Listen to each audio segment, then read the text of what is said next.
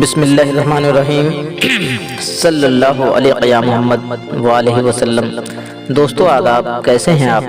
سب سے پہلے آپ سبھی دوستوں کو ہمارا سلام۔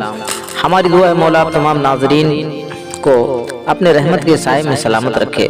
جی ہاں تو دوستو، ہم ایک بار پھر حاضر ہیں آپ کی خدمت میں لے کر محمدی اسلام کی حقیقت۔ تو لیجئے پیش ہے تصوف کی روشنی میں حضور صوفی کامل سما نیاز رحمۃ اللہ علیہ کی پیش کی ہوئی روحانیت اور حقیقت تصوف کی روشنی شماعت کریں۔ موضوع کعبہ کی حقیقت۔ جی ہاں ناظرین، جیسے مخالفین قبور کا ایک مثالی واقعہ سنیے۔ جبکہ حضرت آدم کا وصال ہو گیا، جبل ابو قبیس کے غار کنز میں تحزیر و تکفین ہو گئی، قبر پر حجر اسود رکھ دیا گیا۔ حضرت شیش نے اتری بستر یعنی سوک کے کفنی احرام باندھ کر ننگے سرنگے پاؤں رہ کر بارہ وفات کا چلہ اختیار کیا تو حضرت آدم کا دشمن سابق معلم الملکوت مشمع ابلیس نہایت خوش ہوا۔ اسی خوشی میں خدا کے پاس پہنچا اور کہا کہ ارے باری تعالیٰ، دیکھیے میرا دشمن مر گیا، قصہ تمام ہوا، جس کی وجہ سے میرے اور تیرے درمیان اتنی بڑی جدائی پڑ گئی تھی کہ خداوند تو نے مجھے اپنی محفل سے نکال دیا تھا۔ خیر اب وہ دشمن مر گیا، اب مجھے پھر بخش دے کہ تیری محفل کا مجھے صرف ملے۔ تو خداوند قدوس نے ابلیس کو جواب دیا کہ ابلیس خواہ مخواہ اتنا خوش کیوں ہے؟ ابھی آدم کہاں مرا؟ وہ تو زندہ ہے۔ تو ابلیس نے متحیر ہو کر کہا، واہ واہ، میری آنکھوں میں دھول نہ جھونکیے، وہ کب کا مر گیا، کفن دفن بھی کر دیا گیا، اس کا بیٹا سوگ کا کفنی بھی پہن چکا ہے، اور اس کے قبر پر حجر اسود بھی رکھ دیا گیا، اور قبر پر ایک ہانڈی پانی بھی چھڑک دیا گیا۔ میں یہ سب کچھ دیدہ دانستہ دیکھ کر آیا ہوں۔ خداوند، کیا تجھ کو خبر نہیں؟ اے باری تعالیٰ، تو کہتا ہے آدم ابھی کہاں مرا، وہ تو زندہ ہے۔ اب بس کر حد ہو گئی، میں مانتا ہوں بے شک اللہ ہے، وہ مکر اللہ ہے واللہ خیر الماکرین۔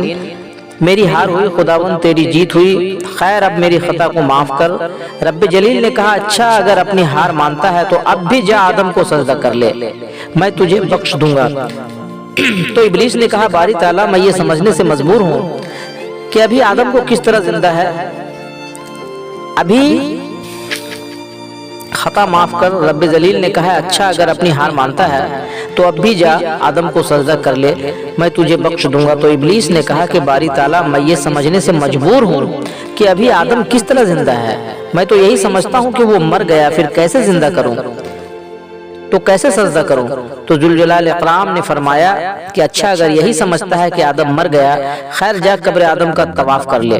تو ابلیس نے نہایت حیرت انگیز لہجے میں کہا، اے میرے داتا، تو کیسی باتیں کرتا ہے، جبکہ میں نے زندہ آدم کو سجدہ نہیں کیا، پھر اس مردے کے قبر کو بھلا طواف کیسے کر سکتا ہوں؟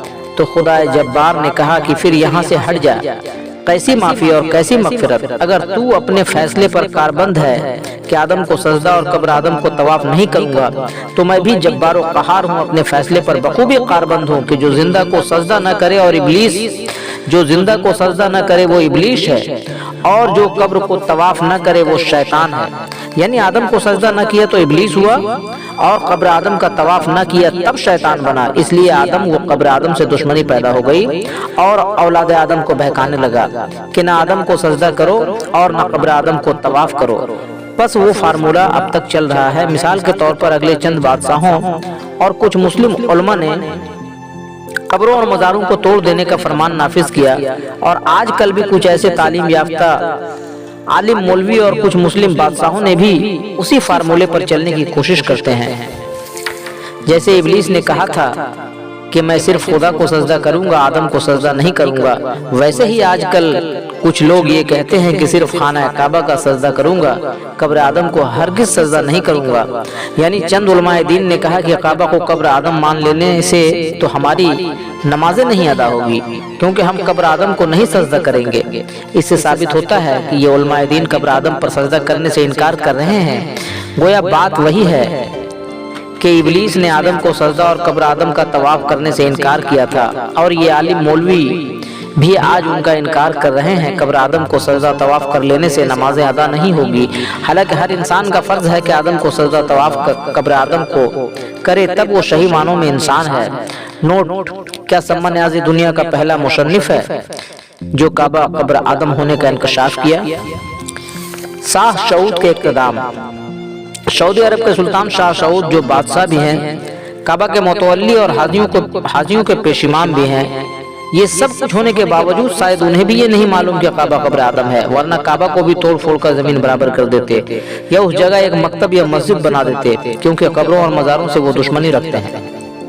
क्योंकि कब्रों और मज़ारों से वो दुश्मनी रखते हैं। अलबत्ता किसी अजनबी खुदा पर वो भी बड़े शहदा और फरेफ्ता हैं। उन्होंने शहर जद्दा में हजरत हव्वा के मज़ार को मुशमार करा दिया। जन्नतुल बकी कब्रिस्तान में जितने भी मज़ारात थे मुशमार करा के कुतुबों का अंबार लगा दिया। शहर मक्का में पैगंबर हजरत इस्माइल के मज़ार को भी मुशमार करा दिया और मदीना में हुजूर सल्लल्लाहु अलैहि वसल्लम के रौज़ा अतहर को भी चार दीवारी से घेर कर पहरा बिठा दिया है। और अब गुंबद खजरा रौज़ा और कब्र रसूल को तोड़ने का मंसूबा बना रहे हैं। न मालूम हुजूर का रौज़ा सही सलामत है या तोड़ दिया गया, क्योंकि उसके अंदर ज़ायरीन का दाखिला ममनू है। बस मज़ारात के इस दुश्मनी और बेहुरमती से बखूबी साबित होता है कि शाह सऊद को भी नहीं मालूम कि काबा कब्र आदम है, वरना कब्रों और मज़ारों को हरगिज़ मुशमार न कराते, क्योंकि मज़ारों से इंसानियत को सबक मिलता है। बस एक खुदा के वहम से उलमा पेश इमाम की ये हरकतें साबित कर रही है कि उनकी बातिल हरकतों में इब्लीसियत कारफरमा है। इसलिए जैसे इब्लीस ने आदम की तौहीन की, वैसे ये लोग आदमियत की तौहीन कर रहे हैं। लिहाजा मैं जनाब शाह सऊद की खिदमत में अर्ज करता हूँ कि आप भी सुन लीजिए, अगर अपने मुक्तदी हाजियों को भी सुना दीजिए, और बेहतर होगा कि काबा से ऐलान कर दीजिए ताकि दुनिया के तमाम औलाद आदम भी सुन लें कि काबा कब्र आदम है।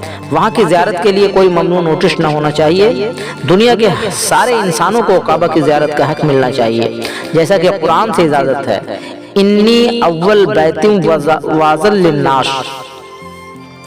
तहकीक पहला घर सारे इंसानों के लिए है और सारे इंसानों को चाहिए कि काबा की ज़ियारत करें। नोट, दरगाह आदम से ही इंसानियत में अमन व सलामती और दोस्ती हो सकती है, मगर दरगाह खुदाबंदी से इंसानियत में फितना फसाद होता है। इसलिए हजरत इब्राहीम ने दरगाह आदमियत को इंसानियत के लिए रफ़ाह आम बनाया, ताकि तमाम इंसान मुकाम आदमियत पर मुत्तहिद व मुतफ़िक़ हो सकें।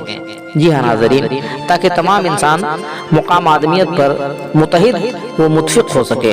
जी हाँ तो दोस्तों, अब हमें दीजिए इजाज़त, हम फिर मिलेंगे आपसे अगले एपिसोड में एक नई रोशनी लेकर। जी हाँ तो दोस्तों, जाते जाते आप सभी दोस्तों से रिक्वेस्ट है, गुजारिश है कि आप हमारी इस मोहम्मदी रोशनी को तमाम इंसानियत में ज़्यादा से ज़्यादा शेयर करें, और ऐसे तमाम वीडियोज़ को अल्लाह के वास्ते लाइक, कमेंट और सब्सक्राइब करें, और ज़्यादा से ज़्यादा सब्सक्राइब करें। जी हाँ तो दोस्तों, हम फिर मिलते हैं अगले एपिसोड में। तब तक के लिए आप तमाम अजीज़ों को अल्लाह हाफ़िज़, आदाब, सल्लल्लाहु अलैहि या मोहम्मद।